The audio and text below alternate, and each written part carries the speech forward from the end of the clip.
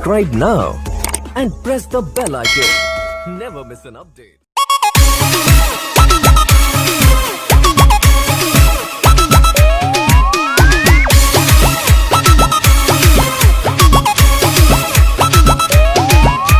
देखो मेरा पीछा मत करो, समझा? अरे पीछा नहीं करते हैं, तुमसे प्यार करते हैं पगली, और तुम्हारे बिना जी भी नहीं सकते हैं। मेरी भी सुनो। क्या?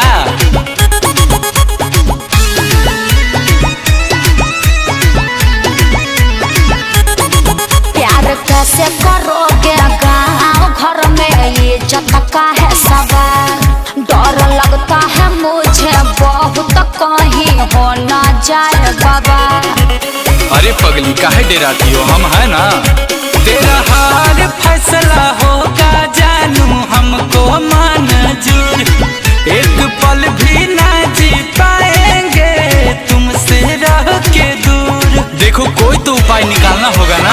प्यार करेंगे तुमसे, शादी करेंगे किसी और से, कोई दिक्कत नहीं। शादी से पहले तुम भी दिल लगाओगी ना किसी छोर से, कोई दिक्कत नहीं।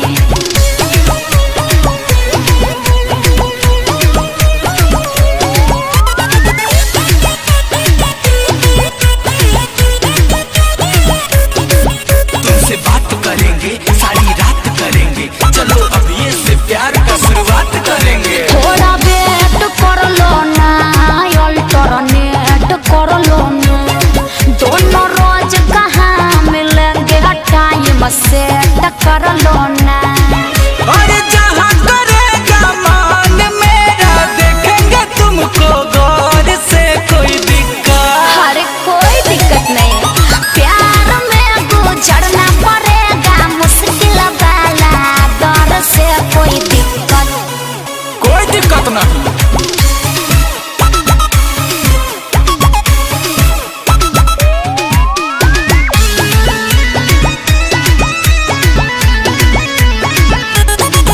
देखो कह देती हूँ, किसी को बोलने का नहीं, तुमको प्यार करने का, पगलाने का जब नहीं। तक रहोगी कुंवारी किसी का आएगा ना याद, करता करता उड़ेगा मेरा प्यारा जिंदाबाद। अमन गुंजन है जीजा जी मेरे, बात करेंगे बेंगलोर से, कोई दिक्कत नहीं। भैया की साली है बात करेगी, कभी कभी न दौर से, कोई दिक्कत।